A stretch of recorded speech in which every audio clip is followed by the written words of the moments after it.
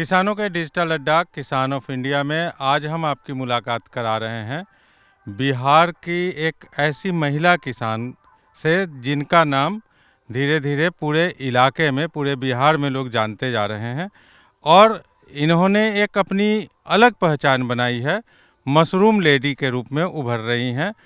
तो अनीता जी, आपका बहुत बहुत स्वागत है।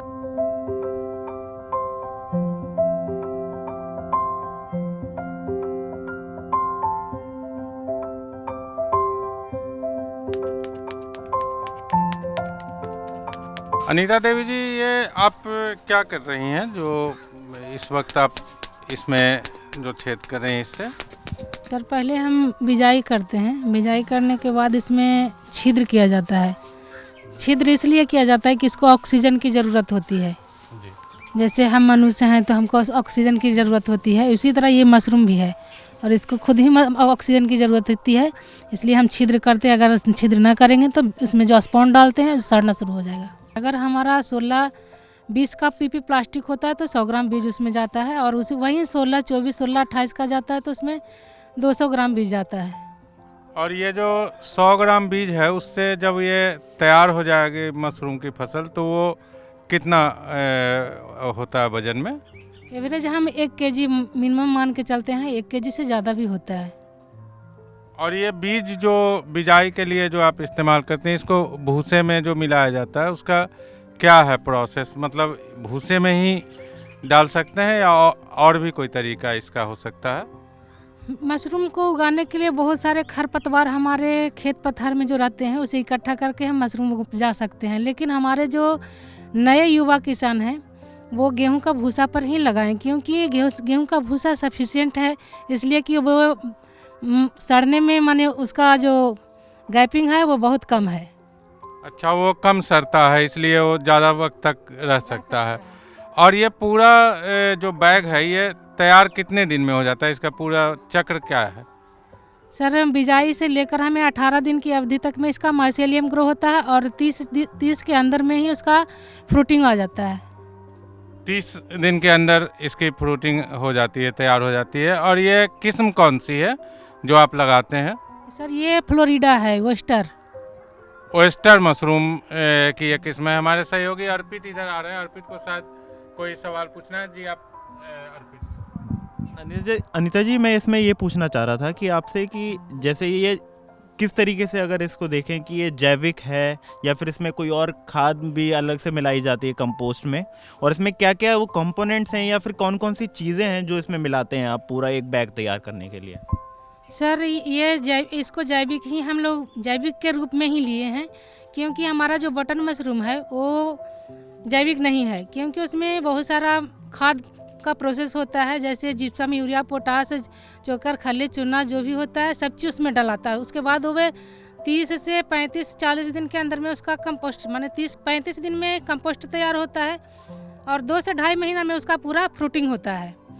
तो बटन का तो आधार अलग ही है, लेकिन हमारा जो ये ओएस्टर का आधार है वो अलग है, क्योंकि ये भूसा है और अगर हम गर्म पानी से यूज करते हैं तो फुल्ली जैविक है। अगर हम फॉर्मेलिन और बाबास्टिन का भी उपयोग कर सकते हैं कॉमर्शियल जाने पर, तो होता क्या है कि एक फंगिसाइड है, एक हमारा प्रिजर्वेटिव है, दोनों का जो कम्बिनेशन है 2 से 3 दिन का है, तो 2 से 3 दिन में उसका जो गंध होता है, स्मेल होता है, सब निकल जाता है। जिसमें पहले से जीवाणु उसमें अटैक किए हुए उसको निर्जीवीकरण करने के लिए हमने फॉर्मेलिन और बाबास्टिन का उपयोग किया।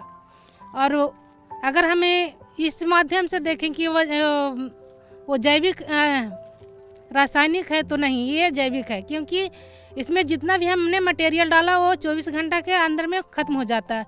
साथ ही साथ अगर उसको हम हटाने के लिए ऊपर से पानी भी डाल सकते हैं, क्योंकि जैसे हमने टेटनस का सुई अगर किसी व्यक्ति को लगा देते हैं तो वो शरीर के अंदर घुस जाता है, उसके बाद उसमें से जितना भी विकार होता है बाहर से धुल जाता है।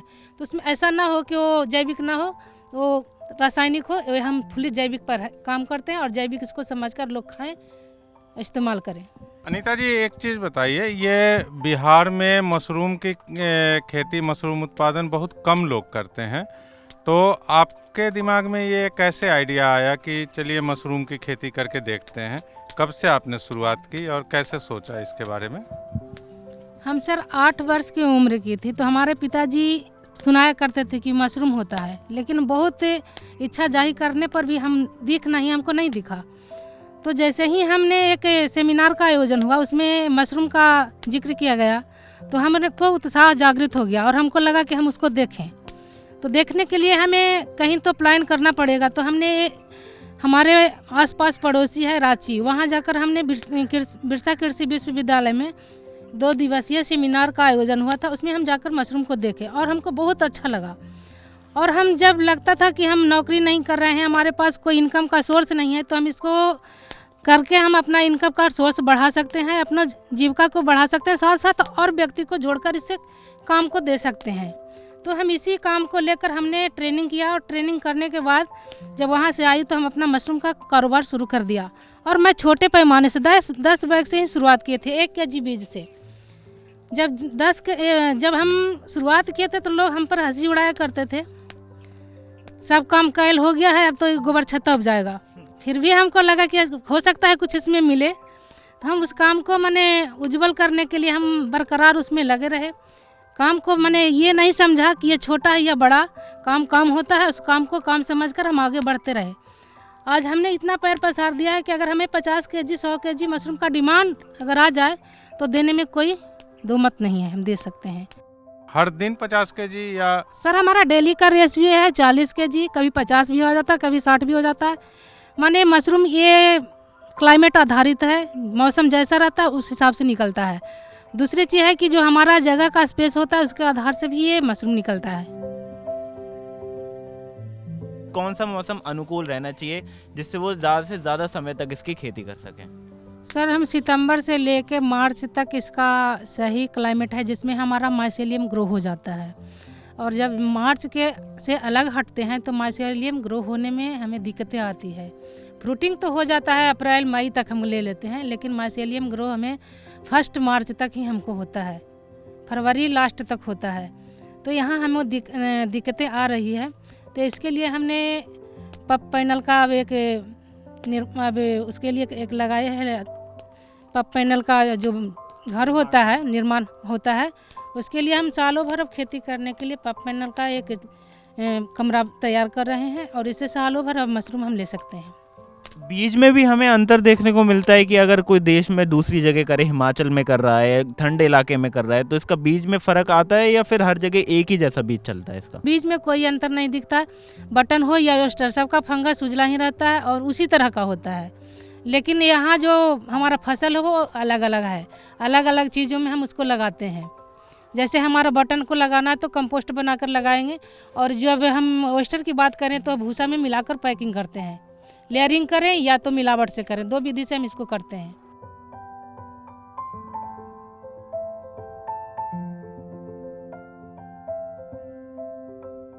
अनीता जी, मैं आपसे ये पूछना चाह रहा था कि मैं कहीं कहीं पे देख रहा हूँ कि कुछ कुछ बैग्स में ब्लैक स्पॉट हो रखे हैं, तो वो क्या उसमें कोई कीट लग चुका है? और दूसरा एक चीज़ है कि कहीं कहीं पे पूरी तरीके से ऑयस्टर खिले नहीं है, तो उसका बीच बीच में आपको भी सिंचाई और रखरखाव करना पड़ता है या एक बार पूरा ही आपको सिंचाई और फिर आगे ये अपने आप ये तैयार हो जाता है? सर बीच में कंटामिनेट रहने से वो स्पॉट कहीं कहीं बैग में आ रहा है, काला हरा जो भी हो, और उसमें कीट नहीं लगते हैं। कीट जब कब लगता है, जब हमारा जो टेम्परेचर हाई होता है, तब उस अवस्था में उसमें से कीट और अंडे 2 चीज़ निकलते हैं। लेकिन जब ज़्यादा टेम्परेचर मिनिमम हो तो उस समय नहीं कुछ निकलता है। और बैग में फंगस काला है तो अगर बैग को ना फाड़ें तो कोई नुकसान नहीं करता है जी। और जब सिंचाई करने की बात है तो हम वो हवा जिस तरह का बहाव रहता है, जिस तरह का क्लाइमेट रहता है उसके हिसाब से इसमें सिंचाई करते हैं। अगर ज़्यादा गर्मी है तो 2 से 3 बार करते हैं, और जब ठंडी के मौसम होता है तो 1 बार करते हैं। लेकिन पानी ज़रूरी होता है, क्योंकि जाड़ा के दिन में भी हम लोग को भी मुंह सूखता है, तो उसी तरह से मशरूम का भी वही हाल है। उसको भी उसमें जो नमी होता है वो ड्राई होने लगता है, तो उसमें हल्का नमी की ज़रूरत होती है। मैं आपको बता दूं कि यहाँ पे इन्होंने ऐसे स्प्रिंकलर लगा रखे हैं अपने ऊपर यूनिट्स में, जिससे सिंचाई का काम होता है। मैं दूसरा सवाल संजय जी से आपसे पूछना चाहता हूँ, इसमें वैसे कितने रुपए की लागत और मुनाफा कितना? लागत की बात यहाँ होती है तो 10 किलो भूसा 1 किलो बीज बनती है सर। 1 किलो बीज की कीमत 100 रुपया, 10 किलो भूसा की कीमत 50 रुपया, प्लस उसके साथ फॉर्मलिन है, बोबस्टीन है, पोलोथीन है, प्लस लेबर कॉस्ट है।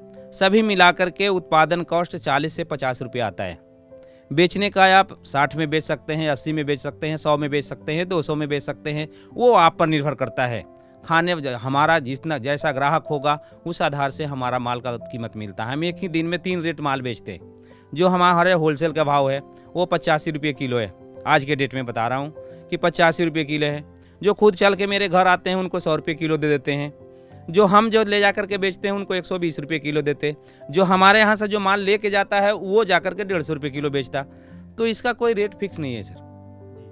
अब तीसरा हमने यहाँ पे देखा था कि इन्होंने एक लैब भी बनाई हुई है, तो अब उन उपकरणों के बारे में जानते हैं कि वो कौन से उपकरण हैं जिनका आप इस्तेमाल कर रहे हैं मशरूम की खेती में। अनीता जी, ये मशीन किस काम आती है मशरूम की खेती में? ये स्टरलाइज करने की मशीन है सर। ये ऑटोक्लेव है। जब हम गेहूँ को बॉयल करते हैं, बॉयल करने के बाद उसमें कैल्शियम कार्बोनेट और कैल्शियम सल्फेट को मिलाकर पीपी प्लास्टिक में पैकिंग करते हैं। पैकिंग करने के बाद इसमें जब आता है तो जो पहले से निर्जलीकरण करने के लिए हम ऑटोक्लेव में डालते हैं। तो आसान भाषा में समझना चाहें तो ये ऑटोक्लेव का मतलब क्या होता है? इसको स्टरलाइज कहते हैं। जैसे कोई भी मेडिसिनल नीडल या किसी भी चीज़ को स्टरलाइज करते हैं, ठीक उसी प्रकार से ये स्पॉन को हम पहले से जो कच्चा माल है उसको निर्जीवीकरण करके उसको फिर हम ये बीओडी के पास ले जाते हैं। पहले निकालते हैं तो ठंडा हो जाता है। ठंडा होने के बाद इस बीओडी में लाते हैं यहाँ, और यहाँ पर लाने के बाद यहाँ ये यूवी लाइट होती है। यूवी लाइट जलाकर 10 से 15 मिनट छोड़ देते हैं। उसके बाद इसमें एक पंखा लगा होता है, उस पंखे के सहारे उसको चला देते हैं तो जो उसमें नमी होता है ड्राई हो जाता है। ड्राई होने के बाद वो 12 घंटा के आसपास उसमें इनोकुलेट करते हैं। जैसे दूध में दही जोरन डाला जाता है उसी तरह से इसमें हम जोरन डालते हैं और फिर यहाँ से ला कर ये स्टोर रूम में ले जाते हैं। और इसमें भी हम कुछ काम करते हैं। जैसे ये हमारा बीओडी है, तो इसमें बीओडी का काम है कि जो पहले से हम मदर स्पॉन्ज तैयार करके रखे हुए हैं उसको अच्छा दिन तक उस सेहत के हिसाब से वो अच्छा से रखे। उस बीओडी का वही काम है। उसके बाद इससे जब हम निकालते हैं बीज को तो वहाँ जाकर जो हमारा स्टोर रूम होता है वहाँ जाकर उसको 15 से 16 दिन के लिए छोड़ देते हैं और उसमें पूरा माइसेलियम ग्रो हो जाता है। तो फिर बिजाई के लिए वहाँ से निकालते हैं। तो लैब से जो बीज का पूरा टाइम है वो कितना समय का रहता है? वो सर 1 महीना के आसपास होता है।